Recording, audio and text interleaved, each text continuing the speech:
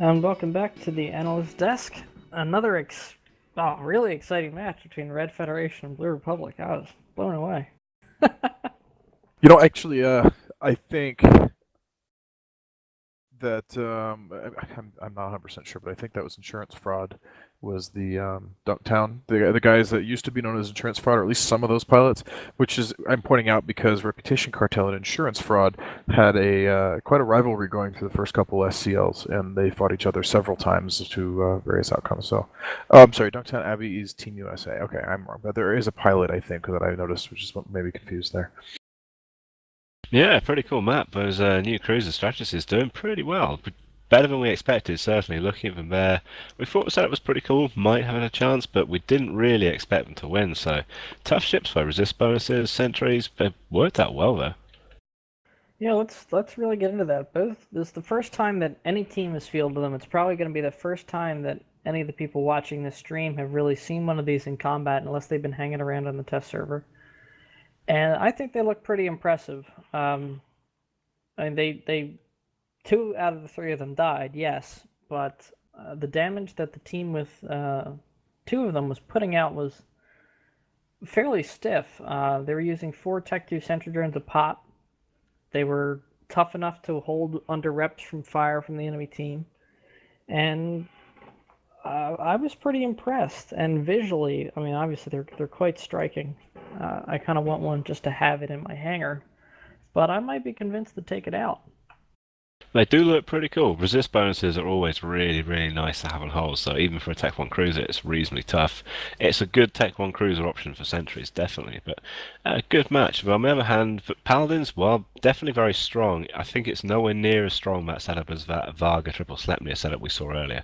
Paladin, a lot of damage, and then for Damnation and the Sacks, they're reasonable damage, but they're not great, and the heavy missiles there just not proving terribly effective.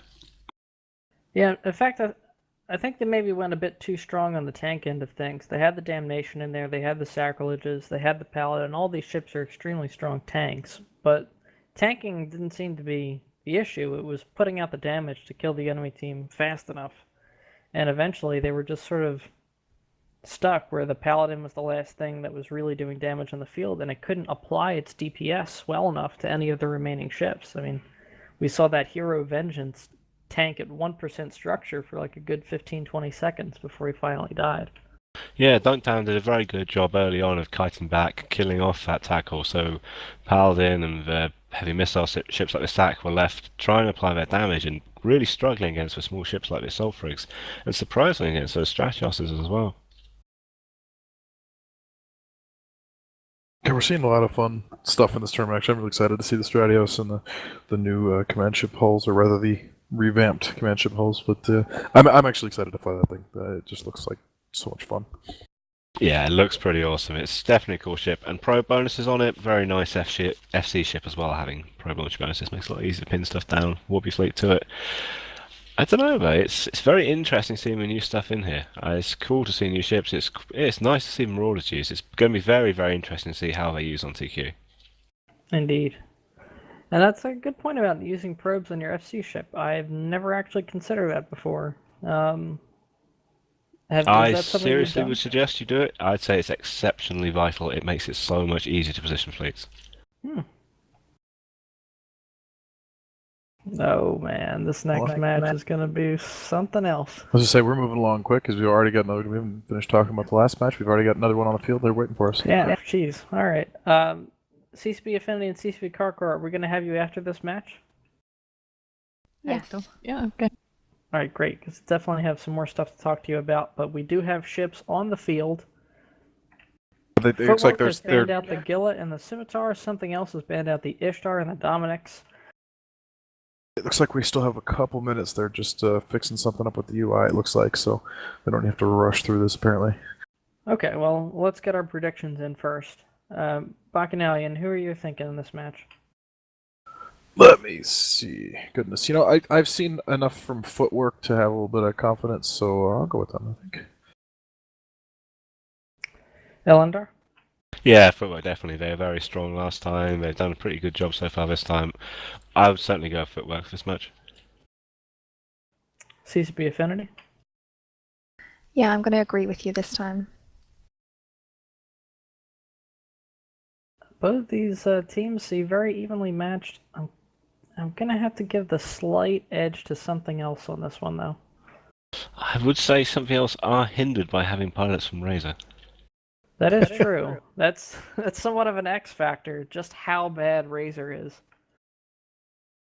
You can't put that on a control bar, but yeah, it's definitely a factor in this match. Oh god. Poor Razor. They try. Wasn't it Razor that Shadu kept asking about like 4 days into the tournament after they even knocked out in AT 11 this year?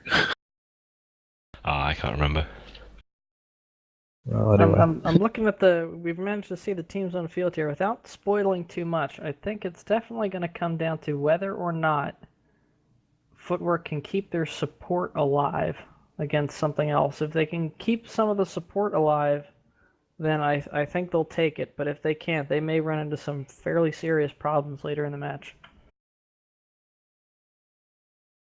Yeah, I am very curious to see how this is going to turn out. I'm trying to get a look at we'll give enough away to say that there are turret boats all over the field. I'm trying to figure out what they've got fit and how much divisions that's going to make. Yeah, that's a good point. That could be actually fairly significant.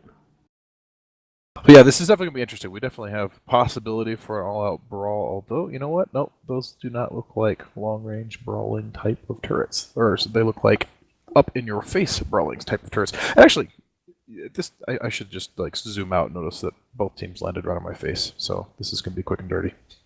Yeah, both teams have come in at 0 on the beacon. This is going to be an absolute knife fight.